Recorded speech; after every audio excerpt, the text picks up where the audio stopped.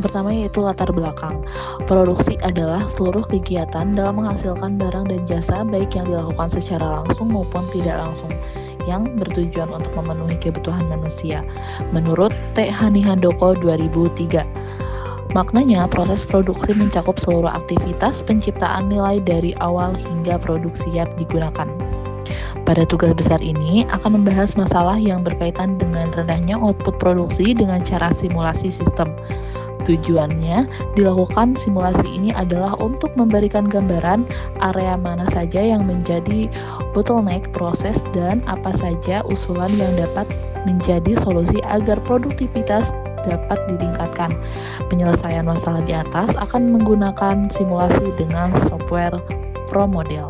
ProModel adalah teknologi simulasi untuk kejadian diskrit yang digunakan untuk merencanakan, merancang, dan mengembangkan proses manufakturing, logistik, dan operasi lainnya, baik yang baru maupun yang sudah ada.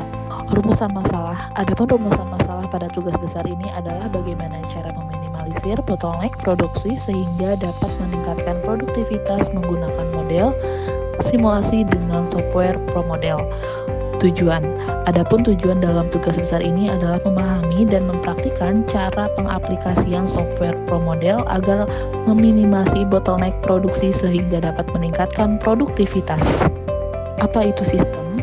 Sistem adalah suatu jaringan kerja dari prosedur-prosedur yang saling berhubungan dikembangkan menurut suatu pola terpadu untuk melaksanakan kegiatan utama organisasi. Maknanya, sistem tidak hanya terdiri atas elemen fisik, tetapi juga mencakup prosedur atau tata cara yang teratur. Menurut Gordon B. Davis 1991. Apa itu simulasi? Simulasi adalah suatu proses meniru atau mempresentasikan sistem nyata dengan menggunakan model yang mempelajari perilaku dan hasil yang mungkin terjadi pada sistem tersebut. Maknanya, simulasi digunakan untuk memahami bagaimana suatu sistem bekerja tanpa harus melakukan percobaan langsung di dunia nyata. Menurut Donald M. Michie 1980. Apa itu model? Model adalah suatu representasi dari realitas yang disederhanakan yang menunjukkan hubungan antar bagian penting dari suatu sistem atau konsep. Maknanya, model membantu menggambarkan suatu sistem atau konsep kompleks agar lebih mudah dipahami. Menurut Walter R. Brock dan Meredith D. Gault 1983. Selanjutnya yaitu tipe simulasi.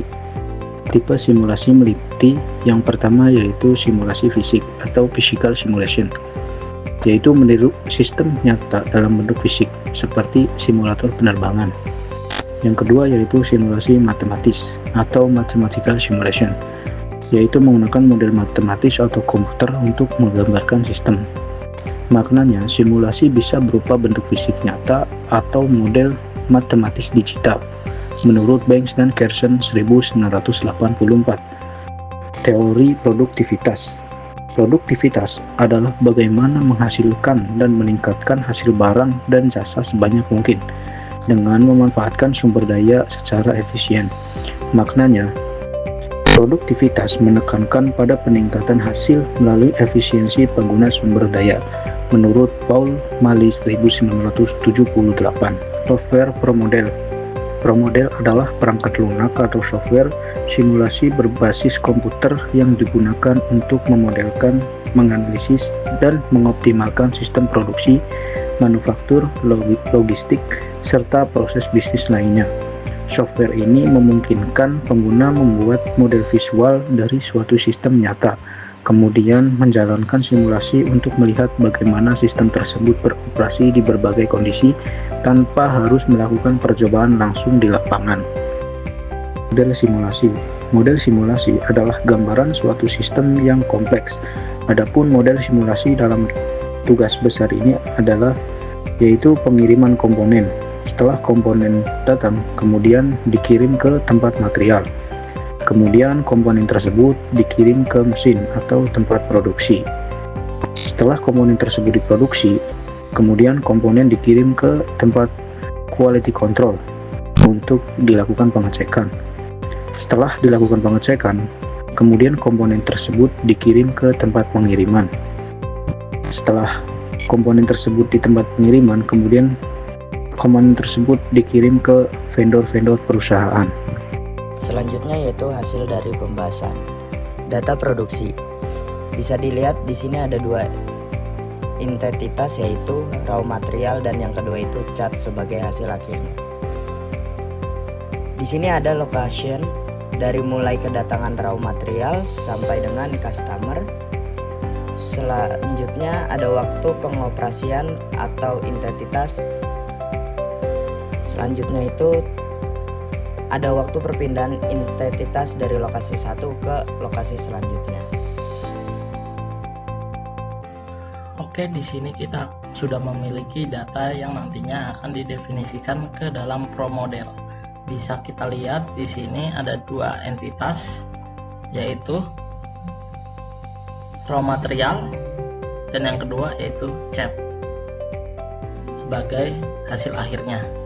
Selanjutnya ada location dari mulai kedatangan material sampai dengan delivery dan customer. Lanjut sebelahnya itu ada waktu pengoperasian dan entitas. Terakhir ada waktu perpindahan entitas dari lokasi satu ke lokasi selanjutnya. Mari kita mulai, karena di sini kita akan menggunakan software Pro Model dalam student version.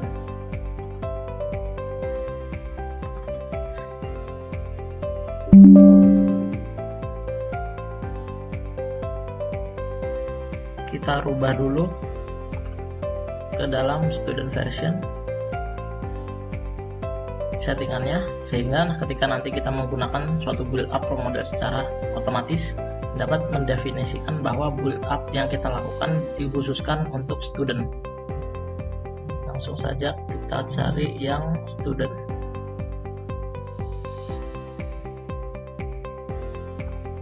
Kita open, langsung oke. Nah, di sini kita bisa membuat modelnya. Pertama, kita bisa mendefinisikan lokasinya terlebih dahulu. Kita menuju menu build, kemudian location. Pertama kita akan mendefinisikan kedatangan material. Kita bisa pilih grafiknya di sini. Kita pilih pick up.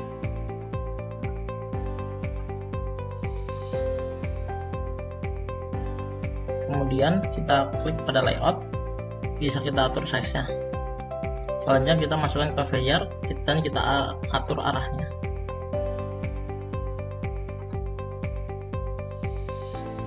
Selanjutnya kita akan memasukkan unboxing material.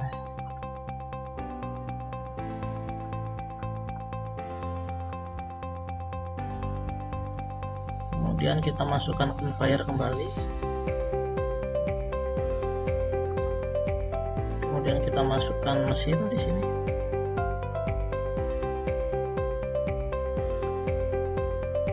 Kita masukkan conveyor lagi. Kita masukkan quality.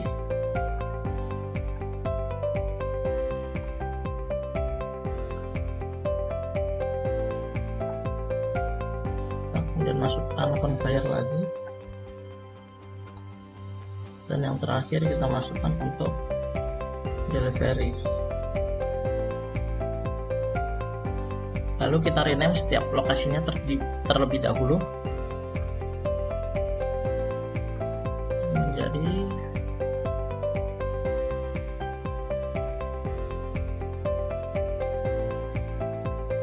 raw material, material datang,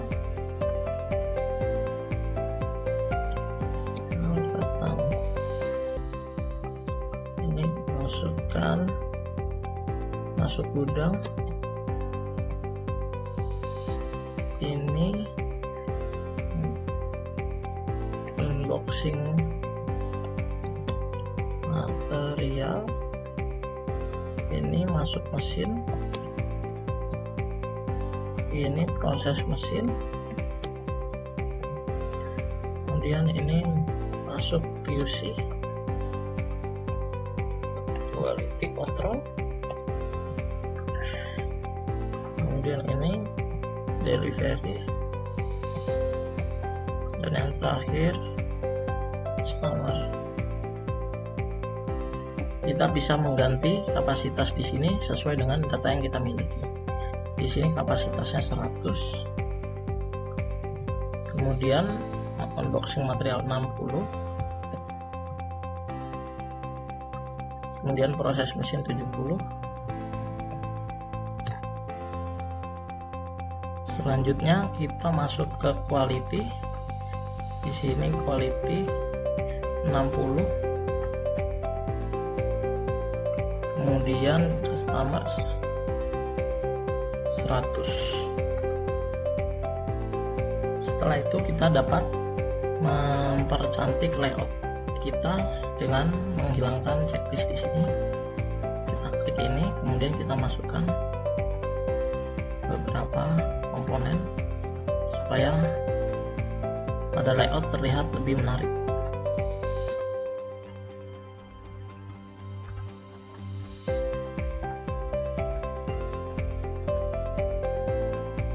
Ini masukkan operator.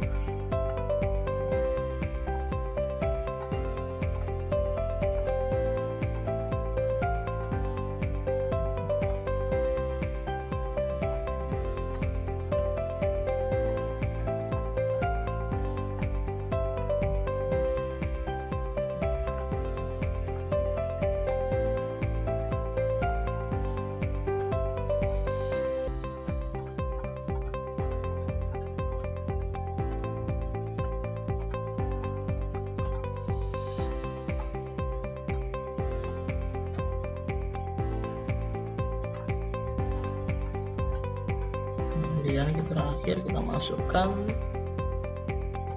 forklift kembali.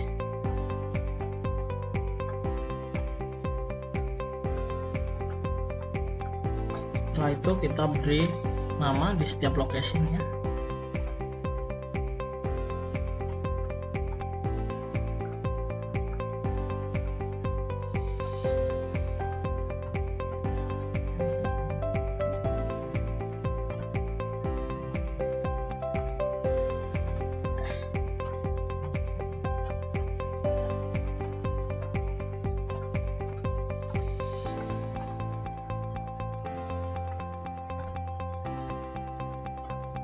Terus kita buatkan counter di bawahnya.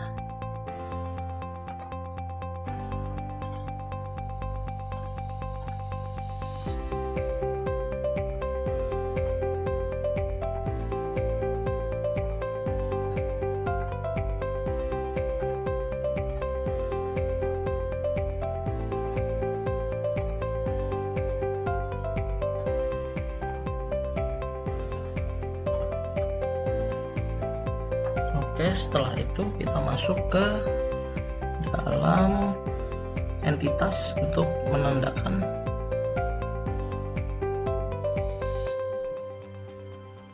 mendefinisikan entitas. Kita pilih ini barrel top sebagai raw material dan ini palet barrel top sebagai finish produknya. Kita ganti namanya menjadi raw material. Yang kedua kita ganti namanya menjadi cat. Edit ukurannya supaya terlihat besar ketika di proses simulasi.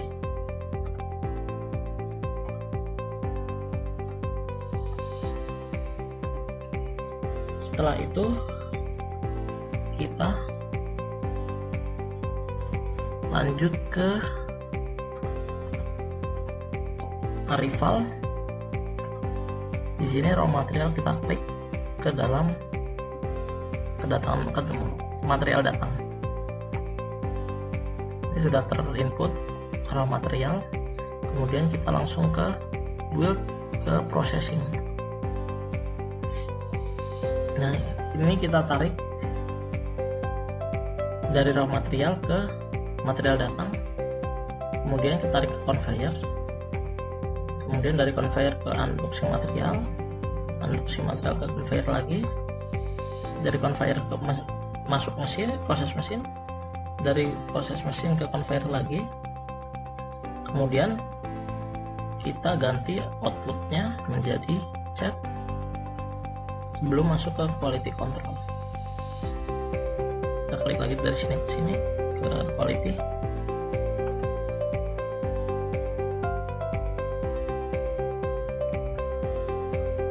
Setelah itu kita klik lagi sini ke conveyor kembali, kemudian dari conveyor ke customer. Setelah dari customer kita ke route to exit.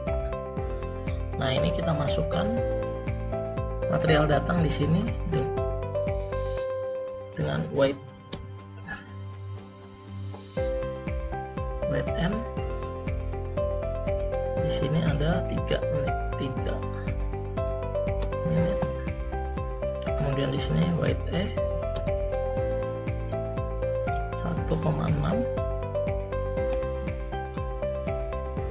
menit. Proses mesin di sini wait 18,1 menit. Kemudian di QC wait n 4 menit.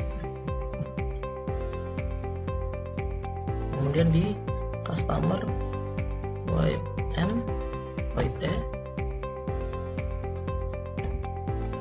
di sini 120,1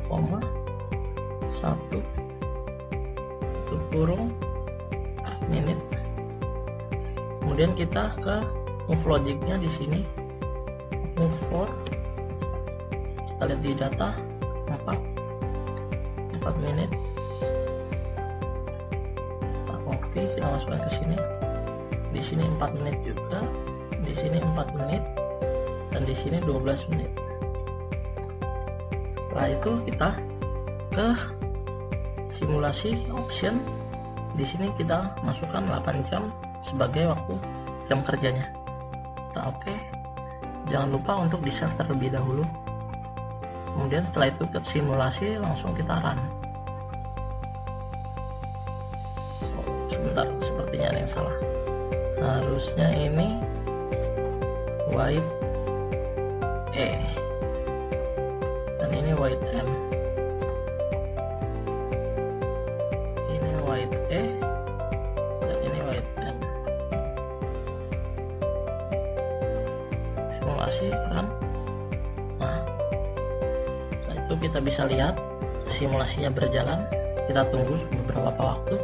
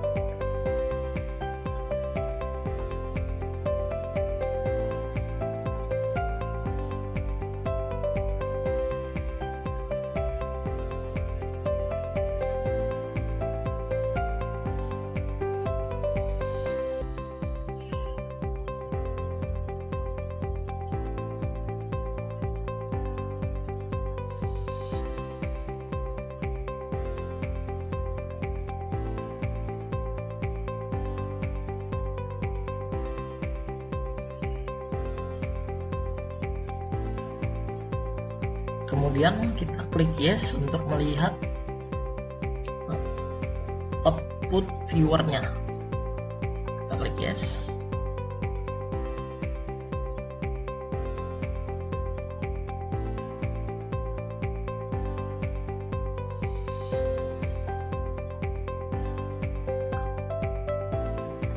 Kita lihat di sini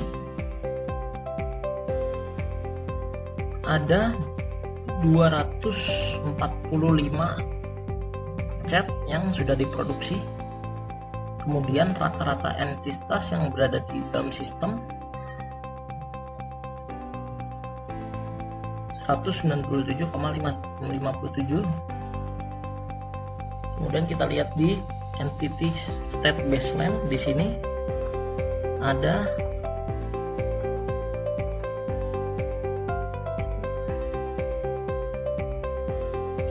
12,15% chat menandakan entitas bergerak dalam conveyor.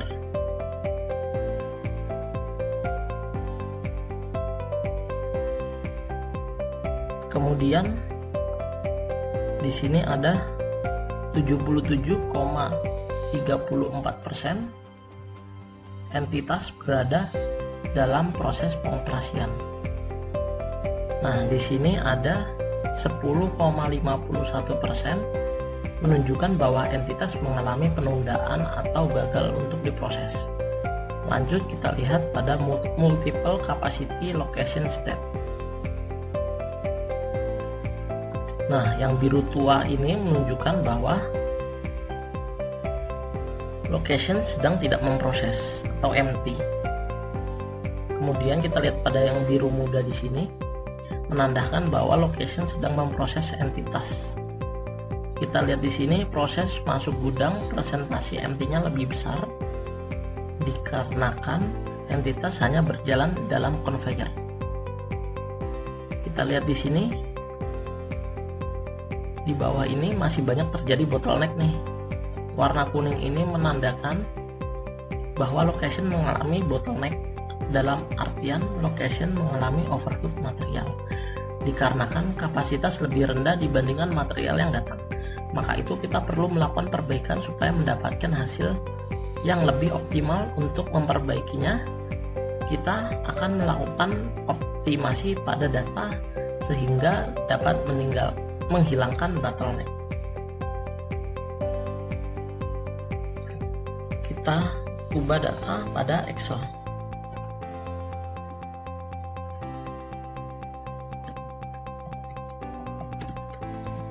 Di sini ada dua jenis variabel. Yang pertama capacity, kemudian ada waktu proses operasinya. Dari kedua variabel ini kita perlu menentukan mana yang akan kita jadikan sebagai variabel tetap dan variabel bebas. Di sini kita menjadikan waktu operasi sebagai variabel tetap. Nah, yang pertama kita menjumlahkan waktu operasinya terlebih dahulu.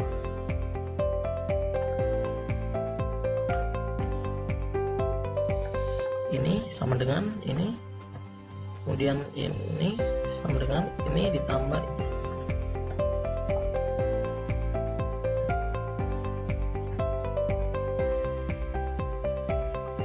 Dengan ini ditambah ini. Kita tarik ke bawah. Kemudian di sini untuk menentukan frekuensi yaitu kapasitas dibagi total operasi. Jadi sama dengan kapasitas dibagi total operasi. Nah, di sini kita hapus.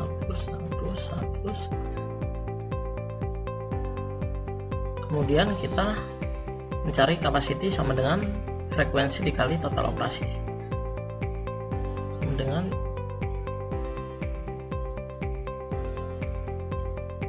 ini dikali ini.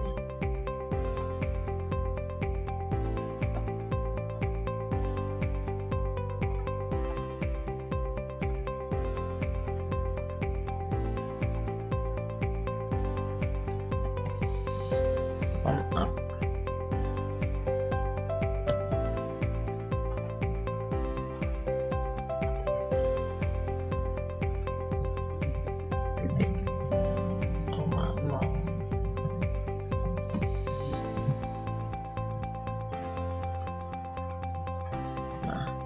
Di sini kita sudah mendapatkan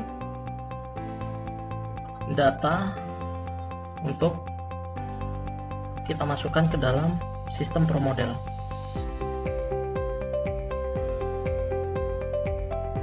Selanjutnya kita masukkan data ini ke dalam ProModel.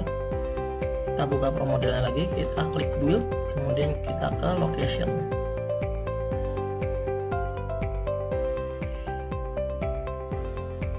Kita ganti di sini kapasitasnya sesuai data yang kita miliki tadi.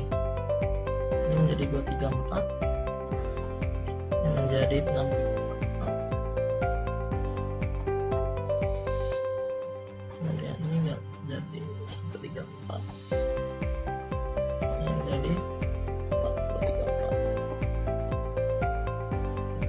Kemudian kita coba lagi, kita run simulasinya kembali.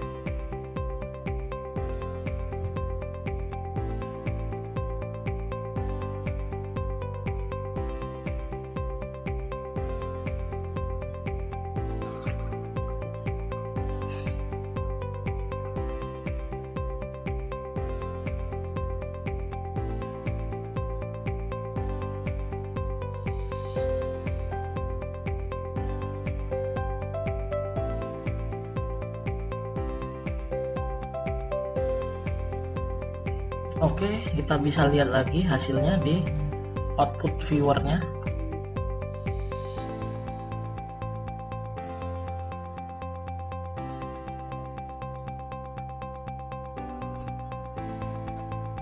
Bisa dilihat di sini jumlah produksi mengalami peningkatan menjadi 308 set. Begitu juga dengan pada rata-rata pada sistem operasi. Kemudian di sini kita lihat pada entity grafik entity state-nya sudah tidak terdapat lagi entitas yang gagal diproses.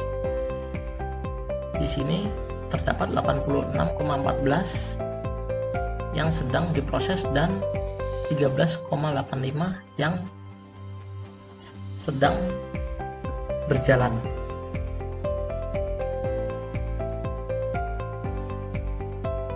Begitu pula dengan grafik multiple capacity location state. Bisa kita lihat di sini. Proses pengoperasian mengalami peningkatan sehingga idle time-nya jauh lebih rendah. Begitu pula dengan bottleneck yang sudah tidak ada lagi di sini. Untuk kesimpulan yaitu frekuensi operasi tertinggi terdapat pada proses customer yaitu 121, kemudian diikuti proses-proses mesin yaitu 19 dan unboxing material yaitu 7. Ini menunjukkan area-area tersebut paling sering digunakan dan menjadi titik beban kerja terbesar. Kapasitas baru atau new cap dihitung dari frekuensi kali TO atau total operasi dan menghasilkan beberapa kebutuhan kapasitas yang cukup besar, terutama pada customer yaitu kurang lebih 4034 pieces dan proses mesin kurang lebih 634 pieces. Hal ini menunjukkan bahwa proses tersebut menunjukkan kapasitas lebih besar dibanding tahap lainnya. Beberapa stasiun seperti QC atau masuk gudang memiliki frekuensi rendah, sehingga membutuhkan kapasitasnya juga kecil. Ini menandakan proses tersebut tidak menjadi bottleneck. Secara umum, tahapan yang memiliki operasi waktu lama atau frekuensi tinggi menjadi faktor utama meningkatnya kebutuhan kapasitas.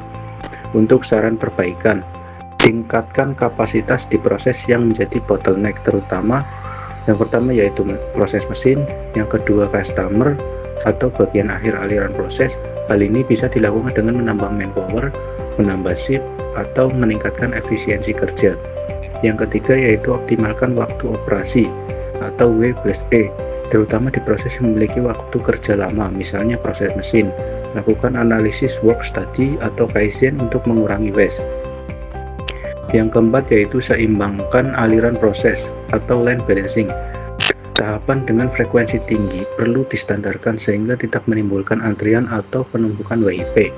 Yang kelima yaitu evaluasi ulang layout dan pergerakan material atau move logics.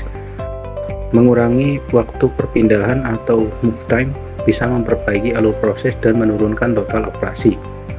Prioritaskan perbaikan pada proses yang impact-nya paling besar berdasarkan frekuensi tinggi, kapasitas baru yang tinggi, waktu kerja paling besar. Monitor setelah perbaikan. Setelah dilakukan penyesuaian kapasitas atau perbaikan alur, lakukan pemantauan ulang atau PDCA untuk memastikan perbaikan efektif. Sekian untuk kesimpulannya.